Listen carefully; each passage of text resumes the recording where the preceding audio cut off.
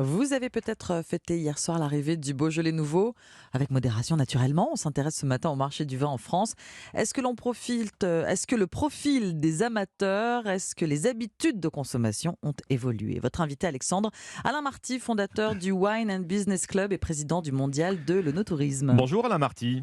Bonjour Alexandre, bonjour Angline. Penchons-nous sur ce verre de vin qui accompagne les bonnes tables, les réunions de famille, les dîners entre copains. On sait que la crise sanitaire est passée par là, on a maintenant un petit peu de recul. Alors est-ce que nos habitudes de consommation en matière de vin sont en train d'évoluer? Alors oui, ça évolue depuis déjà de nombreuses années. À l'époque, on buvait vraiment énormément en France, hein. On dépassait largement les 60 litres par an par personne. C'était beaucoup, c'était trop, on peut le dire maintenant. Un Donc cauchemar de aujourd'hui, santé publique, bien sûr, oui, oui. c'est un cauchemar, mais c'était une autre façon de vivre aussi. On était Oui, plus dans la terre, on travaillait plus, donc on éliminait mieux aussi. Il faut pas exagérer non plus. oui. Maintenant, c'est vrai que déjà à 40 litres, c'est pas mal. On consomme beaucoup moins et beaucoup mieux. Et puis également, Alexandre, différemment. Ça veut dire quoi beaucoup mieux? Plus qualitatif? Plus qualitatif. Déjà, on a baissé, hein, vraiment, on a divisé par deux, voire par trois les consommations. Après, on a arrêté des moments traditionnels. Il y a quelques années, on déjeunait avec un verre de vin, voire une bouteille. Là, c'est fini, hein. Oui. Donc, la notion de vin au verre a pris le pas sur la bouteille, et je crois que c'est une très bonne chose.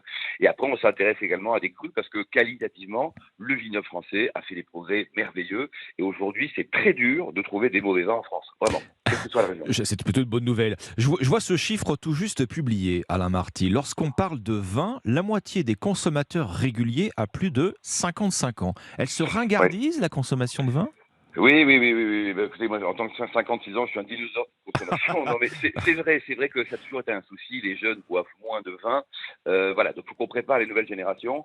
Après, c'est statutaire, hein. C'est vrai qu'aujourd'hui, quand on voit les vins en canette de coca, par exemple, c'est fini. Ça change un peu les choses. Donc, oui, il y a un vrai travail de communication à faire. Les gens du vin sont vraiment très mauvais en marketing, en communication, hein. Très, très mauvais, hein. Donc, ils ont vraiment beaucoup de boulot à faire. Avant, on vendait facilement notre vin. Aujourd'hui, c'est pas le cas.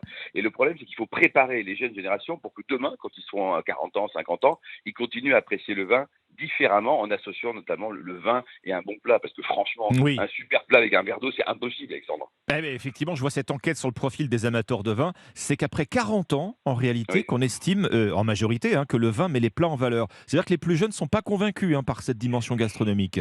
Non, non, non, c'est un peu l'américaine, c'est-à-dire qu'on passe moins de temps à table, voilà, donc on associe moins les choses. Alors pas tous les jeunes, hein, parce qu'heureusement il y a quelques contre-exemples avec des clubs de dégustation animés par les jeunes. Bon, il y a aussi un mouvement peut-être qui commence à poindre avec, voilà, donc ça c'est une bonne chose. Mais c'est vrai que la grande majorité, elle préfère d'autres alcools, elle préfère de la bière, elle préfère, bon voilà, Hmm. donc des coca aussi ou alors des sodas, voilà. Donc il y a un vrai travail de marketing et de com à réaliser pour expliquer qu'un verre de vin et puis le vin rosé peut être une alternative sympa parce que quand on ne sait pas quoi prendre au blanc ou au rouge, ben on prend un rosé et tout le monde est content. Et le rosé, Hmm. c'est le vin de fête, comme le champagne par exemple. Il y a des signaux quand même un peu contradictoires quand on se penche sur le profil des amateurs de vin. On voit aussi que la filière doit s'adapter aux nouvelles demandes d'une clientèle plus jeune que vous évoquiez déjà. Alors je vois les plus de 55 ans, dans leur majorité, eux, c'est le vin rouge. Les plus jeunes, au contraire, ils ont des attentes plus variées, hein. Oui, oui, ils sont plus branchés. D'ailleurs, avant, on va dire que le phénomène rosé était anecdotique. Là, Oui. maintenant, c'est un phénomène durable. On boit beaucoup de rosé en France et surtout toute l'année. Hein, c'est-à-dire que même au mois de novembre, décembre, on peut boire du rosé. Et c'est vrai que c'est une boisson qui est plus accessible. Parfois, le vin est compliqué, hein, très très compliqué. On se demande comment ça marche, ça fait peur. Puis après, on l'associe aux produits de ses parents, voire de ses grands-parents. Donc, on passe à autre chose, quoi. Donc, il Hmm. faut vraiment démocratiser. Et c'est vrai que là, les Américains, notamment avec leur vignoble, ont simplifié les choses, parfois peut-être à l'extrême pour l'amateur, mais au moins un verre de chardonnay, ben voilà, on boit un verre de chardonnay, c'est bon, et puis c'est quand même plus sympa de voir une terrasse remplie de verres de chardonnay Oui. plutôt que de bière ou d'autres Ouais. choses, quoi. La clientèle plus âgée, entre guillemets, hein, va avoir envie Oui. de davantage de contacts directs, va vouloir rencontrer les producteurs, aller sur des salons, faire des dégustations. En revanche, les plus jeunes, eux, n'hésitent pas à commander, j'allais dire à l'aveugle, mais à commander en ligne beaucoup plus souvent leur commande de vin. Ah oui, non, ça c'est bon, ça c'est un phénomène. Donc c'est vrai que la grande distribution en France, c'est quand même le canal numéro un pour acheter et donc vendre du vin. Mais c'est vrai qu'aujourd'hui, Internet se développe. Ça n'a jamais été énorme, hein, mais là, ça commence à se développer. Et notamment tiré, vous avez tout à fait raison, par la clientèle jeune qui est habituée. Et c'est pareil, c'est-à-dire qu'il y a des émissions de radio qui existent sur le thème du vin, autre chose.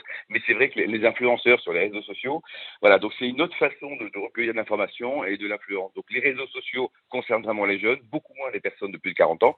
Et c'est vrai vrai qu'au niveau achat, il y a aussi le phénomène des box, hein, c'est-à-dire que quand on ne sait pas quoi prendre, ben, on se fie à un gourou qui ressemble à vos goûts personnels et on reçoit ces bouteilles chaque année, donc, enfin chaque mois plutôt.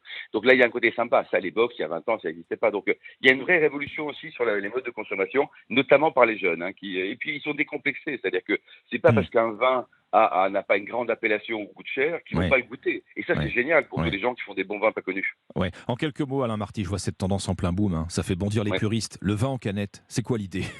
Alors bon, j'ai écrit un bouquin il y a 15 ans qui s'appelait Ils vont tuer le vin français. La couverture, c'était une Ouais. canette avec marqué French Wine. Bon, il y a 15 ans, c'était risible. Aujourd'hui, c'est plus du tout ça. C'est cette attitude qui est risible. Non, c'est super les vins en canette, comme les capsules à vis. Je pense qu'il faut vivre avec son temps.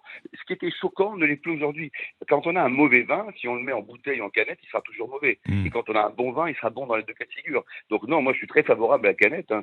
Même s'il y a un choc culturel, on va pas boire un Château Margaux en canette. Mais par Ça contre, serait pour tous les vins dommage. accessibles, pourquoi pas, franchement. Franchement, moi je suis très favorable à ces modes de consommation. Mais effectivement, il y en a un paquet qui se retrouvent dans leur tombe en disant mais qu'est-ce que c'est que ça? Sacrilège, c'est fini. On en parlera d'ailleurs au mondial de l'œnotourisme en mars à Reims. Ouais. Le tourisme dans les régions viticoles, de tous ces changements en mode de consommation. Et la canette, c'est vrai qu'il y en a un paquet qui se demandent ce qui se passe. Mais c'est incontournable. Je vous prends les paris que dans les moins de 40 ans, il y a les 20% des vins qui sont consommés en canette dans les 10 ans maximum. Merci. Les dernières tendances du vin avec vous, Alain Marty. Merci, fondateur du Wine and Business Club et président du Mondial de l'œnotourisme. Merci.